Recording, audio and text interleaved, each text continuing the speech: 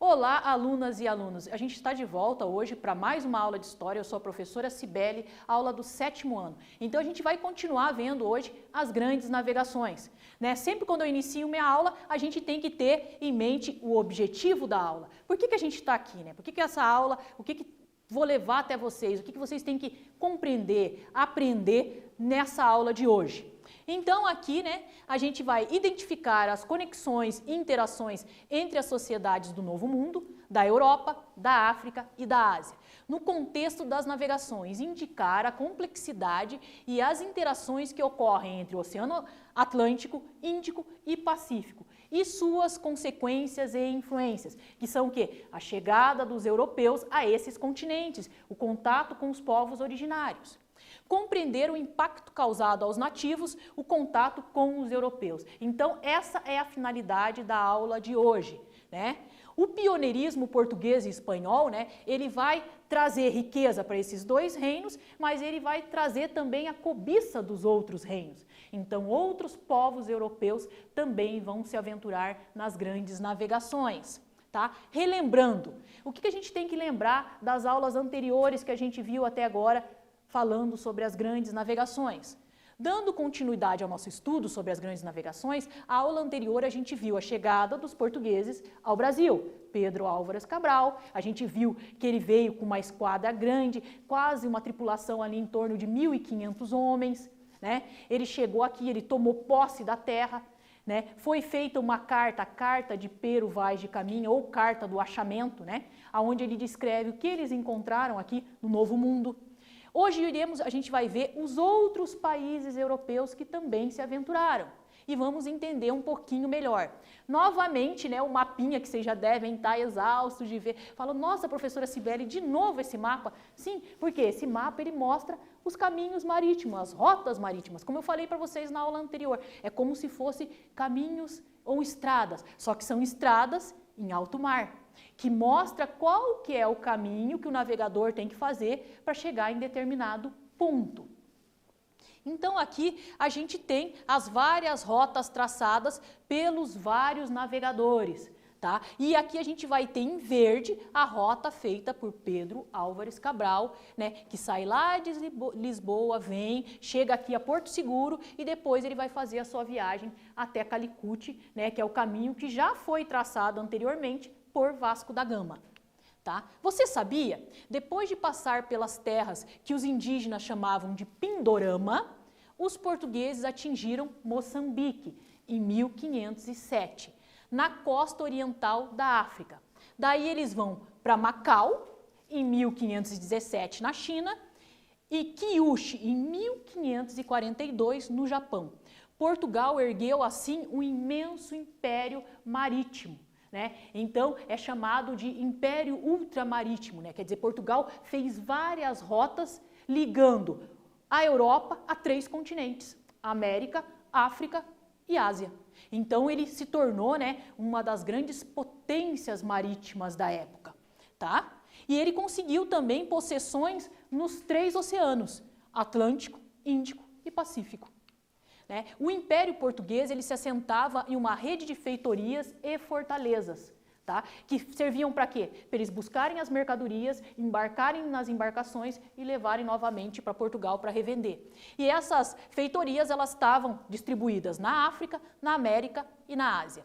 Como mostra o próximo mapa, né? O mapa que a gente vai ver no próximo slide, que mostra o Império Português. Então, esse é o mapa que mostra o Império Português. Então, aqui são as possessões portuguesas, aqui as possessões portuguesas, aqui as possessões portuguesas. Então, imagine a extensão desse Império Marítimo Português. Aqui você tem uma noção disso no século XVI, né? Então, a gente vai ter, a partir desse Império ultramarítimo criado pelos portugueses, o interesse de outros povos europeus em também realizar as grandes navegações. E quem vão ser esses povos europeus que vão se aventurar como Portugal e Espanha? Então a gente vai ter os ingleses, os franceses e os holandeses, né, que vão fazer um caminho, né, em direção ao Oriente para buscar diversos caminhos. Que daí a gente vai ter os ingleses chegando lá na América do Norte, os franceses chegando no norte da América do Sul, a gente vai ter os holandeses chegando na costa brasileira, no nordeste brasileiro, então a gente vai ter aí outros europeus também fazendo rotas marítimas, tá? Aqui a gente tem, né, um mapa que mostra a colonização europeia da América. Esse mapa, ele é extremamente importante para você, aluno. Por quê? Porque ele dá uma noção de como eles fizeram, né, a divisão da América, não respeitando os povos originários. Porque esse território aqui americano, né, a América, ela já tinha dono. E os europeus vêm, simplesmente tomam posse da terra, demarcam essa terra e a partir dali começam a explorar essa terra. Então a gente vai ter em verde mais escuro os territórios espanhóis, que são esses daqui, num verdinho mais claro as reivindicações espanholas, né? Em roxo os territórios portugueses, que estão aqui, ó, dentro do território brasileiro, em azul os territórios franceses, né? Em vermelho os territórios britânicos, né, onde se formam lá as 13 colônias da América, né? A gente vai ter no azulzinho mais claro reivindicações francesas, né? E em marrom os territórios russos. Até os russos se aventuraram. Pensem bem, até os russos vão chegar onde aqui hoje é a região do Alasca, né? Que a gente conhece como Alasca. Então a gente vê aqui que vão ser várias possessões europeias dentro da América. Isso depois que Portugal dá o pontapé inicial nas grandes navegações, os espanhóis seguem e os outros países europeus vêm logo na sequência. Agora a gente vai para a nossa primeira atividade, que é de falso ou verdadeiro, onde vocês analisam as alternativas e vocês vão colocar se ela é falsa ou verdadeira. E a gente já volta na sequência com a correção.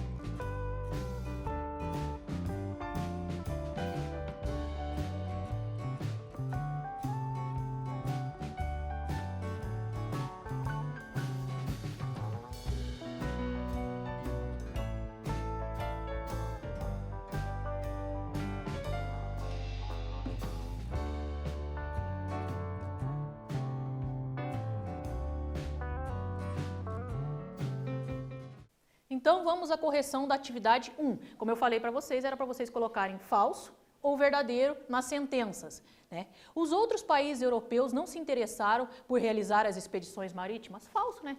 Todos se interessaram, a gente não viu lá franceses, ingleses, holandeses, até russos, né, no mapinha que a gente viu. Os portugueses possuíam uma habilidade marítima? Verdadeiro, porque eles já faziam a prática em alto mar, né, da pesca marítima, do atum, da sardinha, do tubarão. Os outros países europeus também queriam um novo caminho para a Índia, bem como chegar às novas terras? Com certeza, né? Quando Portugal e Espanha fazem e acham e descobrem, né, ou chegam nessas novas terras, né, os outros europeus também querem se aventurar. As grandes navegações não trouxeram nenhum benefício para o regime monárquico, não, trouxe mais riqueza para as coroas europeias, né, que se tornaram ainda mais poderosas. Os portugueses criaram um verdadeiro império marítimo? Sim, né, eles tinham possessões na África, na Ásia e na América. Os holandeses, franceses e ingleses tinham aceitado o domínio português e espanhol sem nenhum conflito de interesses? É falso, né? Tanto é que eles vão entrar em terras já de posse de Portugal e Espanha e também vão reivindicar o seu direito à terra. Então eles não vão aceitar isso pacificamente, né? Atividade 2. Atividade 2 é uma atividade de múltipla escolha, então vocês têm 4 alternativas, vocês vão escolher uma delas e já na sequência a gente volta com a correção.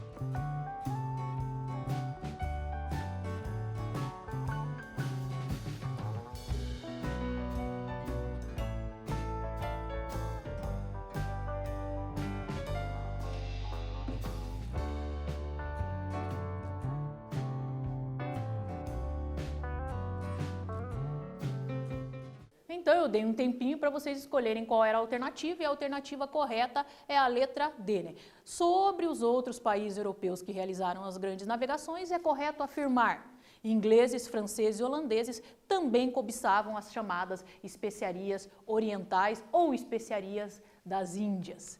né? Aqui a gente tem uma tabelinha que é bem interessante para você, aluno, né? Essa tabelinha mostra, né, os outros europeus realizando as grandes navegações, Inglaterra, França e Holanda, e os seus navegadores saindo e realizando também descobertas e novas rotas marítimas, tá? Então a gente viu lá na tabelinha que em 1497, né, o navegador genovês Giovanni Caboto, a serviço da Inglaterra, tentou encontrar uma passagem para o Oriente pelo extremo norte, tá? Nessa viagem, Caboto acabou caindo, né, ou chegando na América do Norte. Então é o primeiro contato, né, dos ingleses, né, com a América do Norte, e ali a gente vai ter a primeira tentativa, né, de colonização, né, que não dá certo, depois uma segunda tentativa, mas é ali que vão se formar as 13 colônias da América do Norte. Tá? Em 1534 foi a vez do navegador francês Jacques Cartier, né, buscar também uma passagem que levasse ele da Europa até as Índias. Ele vai pelo extremo norte. Ele explorou o rio São Lourenço e tomou posse, no nome do rei da França, né, de partes dos atuais estados do Canadá e Estados Unidos, que a gente viu lá naquele mapa anterior que mostrava as possessões. Então, você vê, né, que os franceses têm posse dentro ali do que a gente conhece hoje como Canadá e Estados Unidos da América. Por quê? Porque na época das grandes navegações, eles também desembarcaram ali, tá? Tanto os ingleses quanto os franceses daquela época se dedicavam à pirataria, que era muito comum, que a gente conhece com dois nomes, né? Ou corsários ou piratas, mas eles praticam o mesmo tipo de, vamos dizer assim, de comércio, né? Eles assaltam outras embarcações numa luta direta de canhões e acabam dominando a outra embarcação, pulam na outra embarcação com a sua tripulação, retiram tudo que é importante ou de valor e afundam essa embarcação. Isso era muito comum no Oceano Atlântico, Índico e Pacífico, tá? Esse tipo de pirataria. Aqui a gente tem uma gravura que representa justamente, né, a luta entre o exército da coroa e os piratas. Aqui a gente tem o pirata bem conhecido, né, o Barba Negra, que tem filmes, livros, tudo falando sobre ele, né? Ele é lendário nesse mundo da pirataria, né? E a pintura representa o tenente Maynard, né, na Baía de Ocracoke, pico, né, da época dourada da pirataria. Então eles estão disputando aí uma embarcação. Vocês podem ver que eles estão ali, né, no navio, brigando diretamente a tripulação dos dois lados para ver quem domina essa embarcação e que tipo de riquezas tanto os piratas vão levar. No caso do tenente, prender ou mesmo levar a cabeça do pirata como um troféu, né, para o rei, para o seu rei. Então, quer dizer, a gente tem aí uma disputa bem acirrada e a pirataria se tornou aí um foco. A gente tem até, né, filmes aí que retratam esse período dos piratas, né, que são mostrados como homens que não têm pátria, que são perseguidos pelas coroas europeias, né, muitos têm a preço de ouro, né, a sua cabeça, então eles fazem também como se fosse um leilão desses piratas. E aqui a gente tem uma atividade, né, que vocês vão copiar essas 3 questõezinhas no caderno de vocês. Tá falando sobre a questão, né, da pirataria. Daí na sequência eu vou mostrar para vocês que é um recorte de jornal, uma tabela que mostra cada um dos piratas para vocês entenderem melhor o período que eles estavam, o que eles faziam. E essa atividade é bem interessante, é para vocês entenderem um pouco mais, né, e saberem que existia também, né, a pirataria dentro das grandes navegações. Então a gente já volta.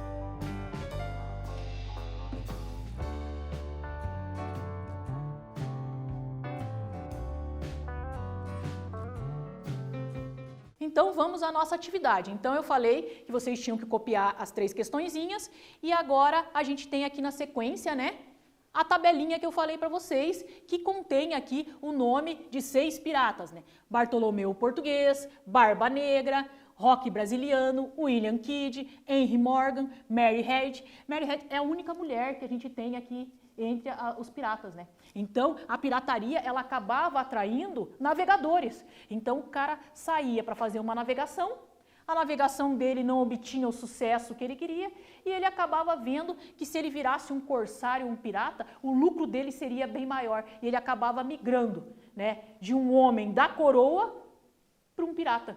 Era bem comum isso acontecer. E quando vocês derem a lidinha aí, que eu vou dar um tempinho para vocês lerem agora, vocês lerem a biografia resumida de cada um deles, daí respondendo a questão, daí na sequência a gente já volta com a resolução.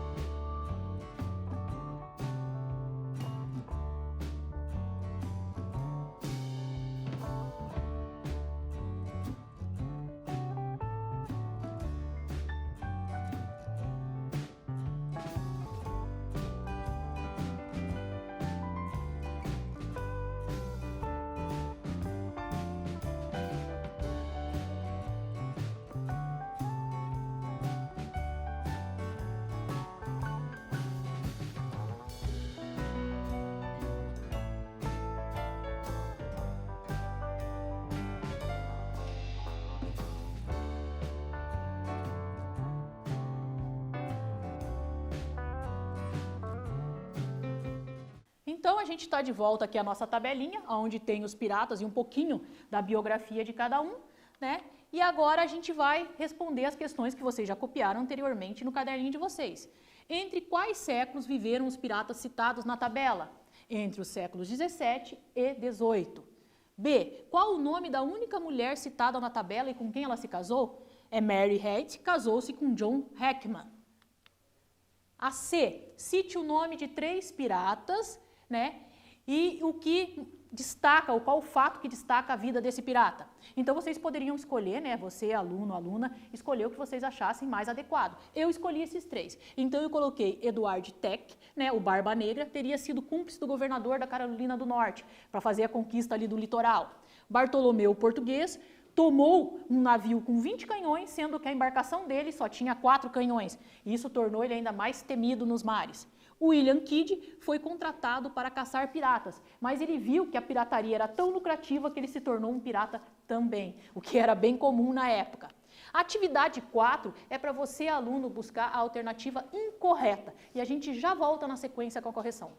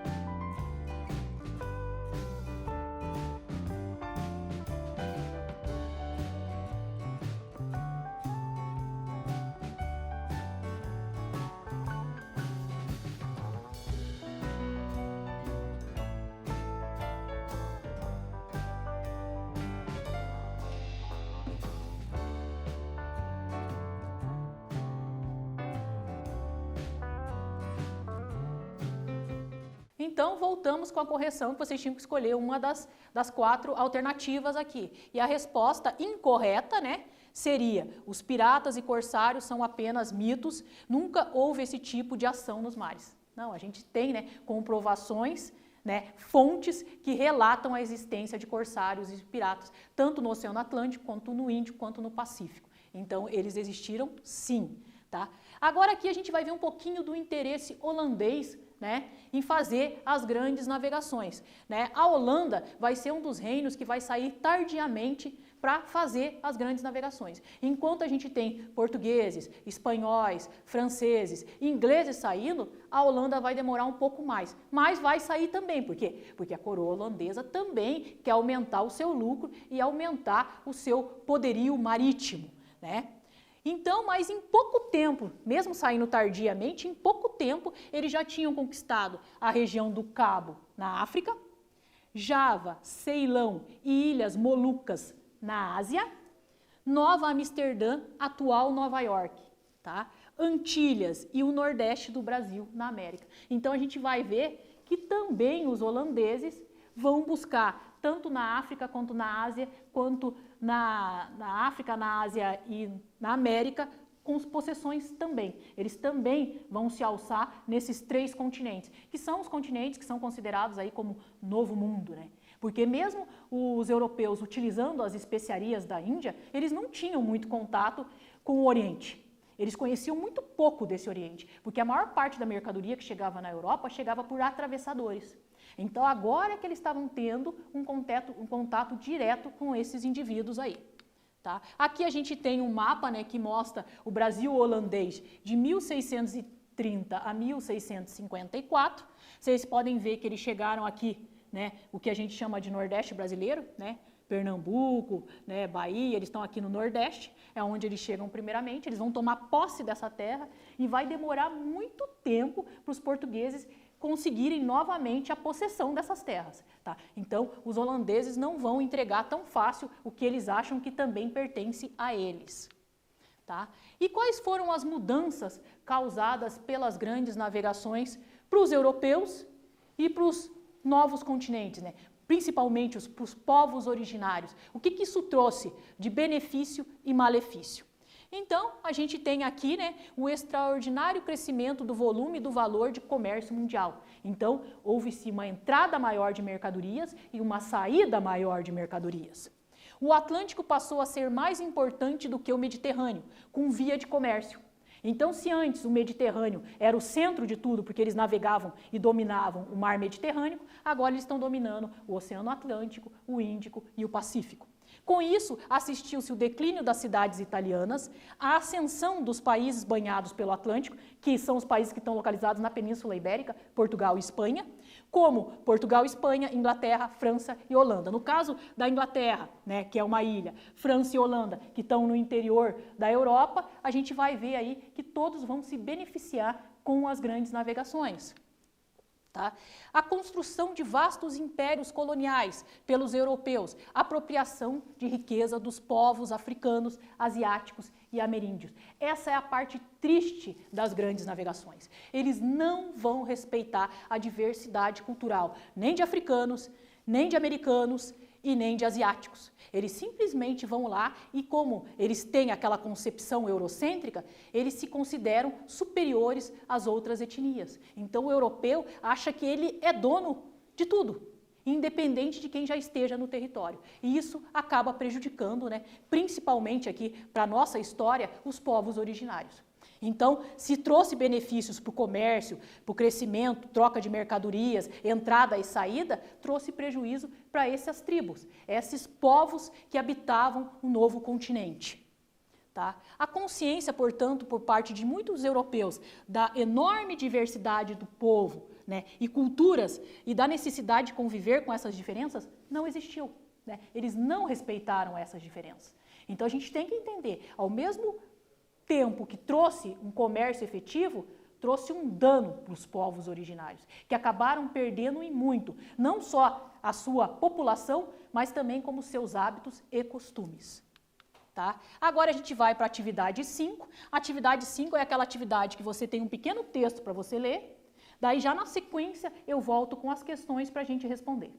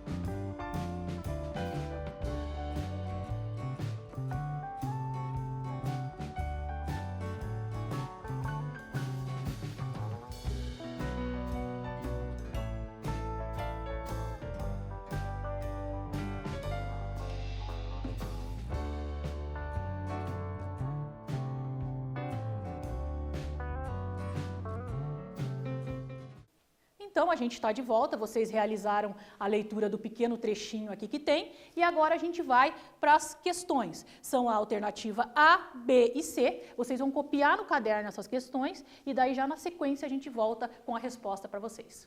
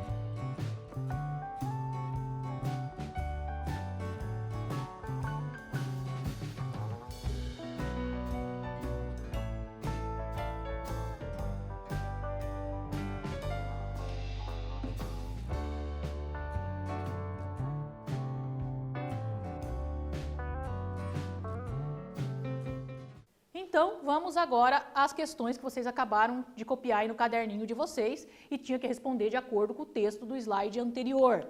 Então, a que oceano o poeta se refere quando diz mar salgado? Oceano Atlântico. O Oceano Atlântico vai ser o primeiro, o primeiro mar a receber as chamadas grandes navegações. Então, vai ser por ali que os europeus vão sair. Daí depois eles vão se aventurar no Pacífico, no Índico, e vão dominar todo o globo terrestre. Mas no início é o Oceano Atlântico.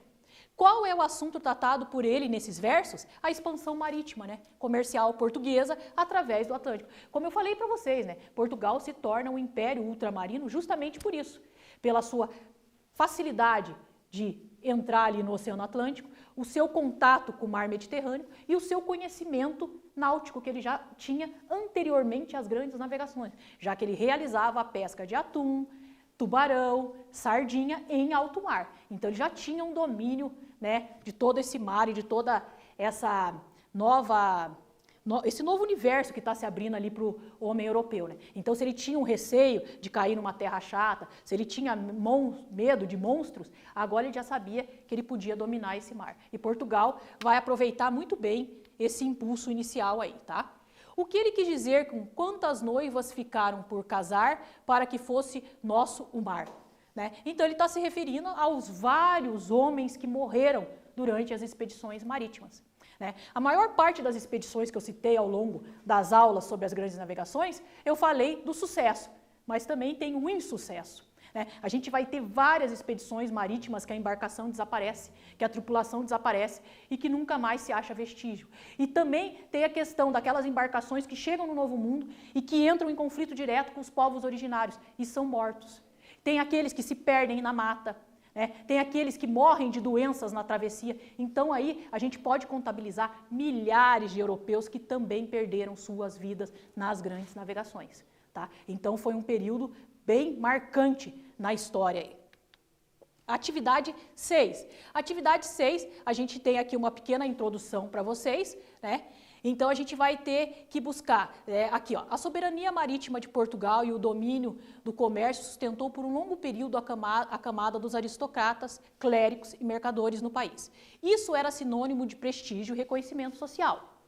Porém, essas camadas, né, social significavam um peso para a economia do país. Por quê? Então, aqui estão as 3 questõezinhas. Eu repito novamente a problemática para vocês. Por que essas camadas sociais, né, clérigos, nobres, eram um peso? Então, daí vocês vão ter que escolher qual é a alternativa que mais se adequa à resposta, de acordo com o que a gente viu até agora em aula. Então, vou dar um tempinho aí para vocês escolherem e a gente já volta na sequência com a resposta correta.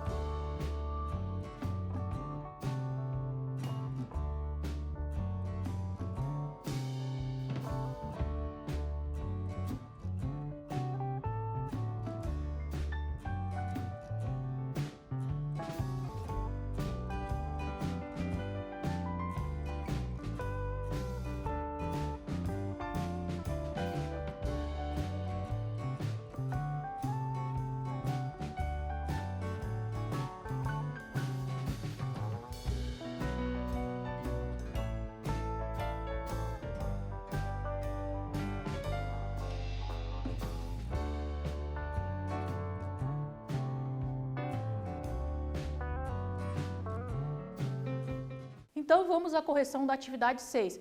A gente viu lá, né, tem aqui a pergunta para vocês, era para vocês escolherem uma das alternativas. E a correta representava uma camada que não produzia riqueza, que era os clérigos e a nobreza. Então a nobreza acabava sendo financiada pelo rei e financiada pelo restante da população através de impostos. Os clérigos também viviam de doações e impostos. Então, na verdade, eram um peso social para a coroa, tá?